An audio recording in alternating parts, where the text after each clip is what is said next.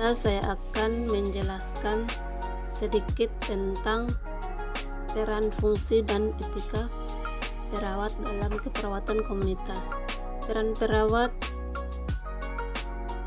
perawat komunitas sebagai perawatan kesehatan masyarakat ada dua istilah yang harus dipahami di dalam perawatan kesehatan masyarakat, yaitu pertama public health nursing disingkat dengan PHN, dan community health nursing disingkat dengan CHN. Kedua istilah tersebut mempunyai arti yang sama, yaitu perawatan kesehatan masyarakat. Menurut Ruth B. Freeman dalam bukunya Public Health Nursing Practice tahun 1961, tetapi pada tahun 1981 beliau menulis dalam bukunya Community Health Nursing Practice. Jadi istilah PHN adalah istilah lama, sedangkan mulai tahun 1981 dipakai istilah Community Health Nursing. Perubahan istilah tersebut dikarenakan PHN mengandung pengertian yang sangat luas. Dan perawatan komunitas banyak peran yang dapat dilaksanakan. Yang pertama, peran perawat pada individu atau keluarga. Adapun peran perawat komunitas pada individu, untuk keluarga, peran sebagai pelaksana kesehatan, yaitu seluruh kegiatan upaya pelayanan kesehatan masyarakat dan puskesmas dalam mencapai tujuan kesehatan melalui kerjasama dan tim kesehatan lainnya, sehingga tercapai keterpaduan dalam sistem pelayanan kesehatan. Kedua, peran sebagai konseling. Perawat kesehatan masyarakat dapat dijadikan sebagai tempat bertanya oleh individu, keluarga, kelompok, dan masyarakat untuk membicarakan berbagai permasalahan dalam bidang kesehatan dan keperawatan yang dihadapi, yang pada akhirnya dapat membantu memberikan jalan keluar. Ketiga, peran manajerial sebagai konsultan dan advokator. Manajemen berarti suatu proses yang merupakan rangkaian kegiatan-kegiatan yang sistematik.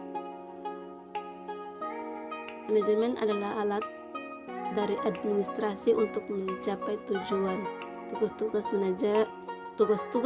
manajer yang pertama adalah pengambilan keputusan, kedua pemilihan tanggung jawab, ketiga pengerakan sumber daya, keempat untuk mencapai tujuan, pemikiran konseptual, enam bersama dengan dan orang melalui orang lain,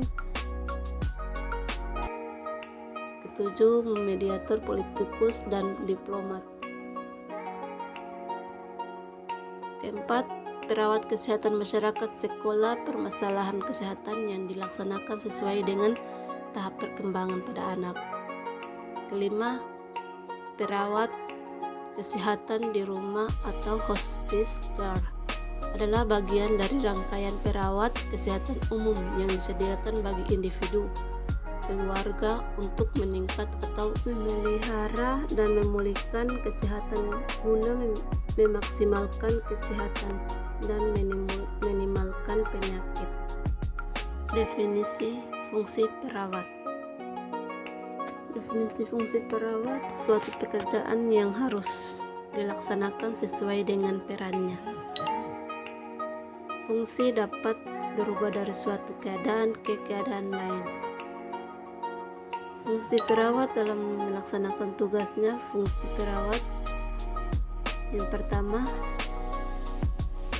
fungsi independen, yaitu fungsi di mana perawat melaksanakan perannya secara sendiri, tidak tergantung pada orang lain atau tim kesehatan lainnya.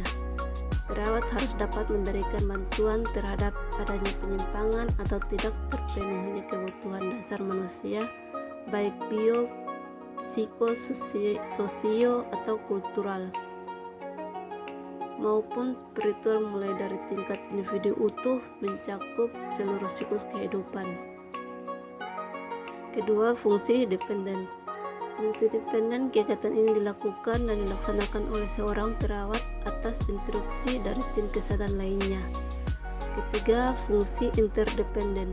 Fungsi ini berupa kerja tim yang sifatnya saling ketergantungan baik dalam perawatan maupun kesehatan.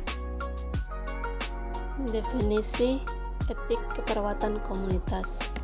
Etik atau ethics berasal dari bahasa Yunani, yaitu dari kata ethos yang berarti kebiasaan, adat, perilaku, atau karakter.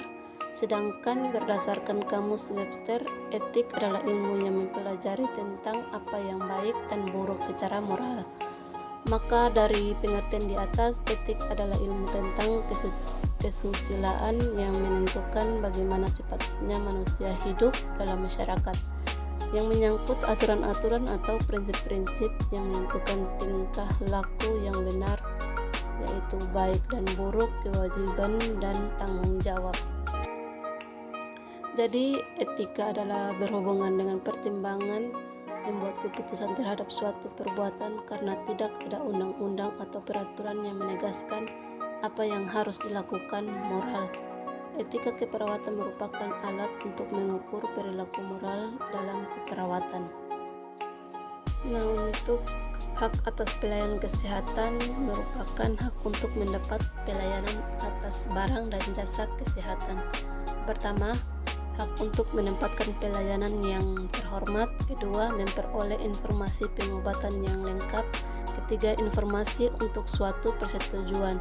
Keempat, penolakan pengobatan. Kelima, minta dilayani. Keenam, penolakan partisipasi riset.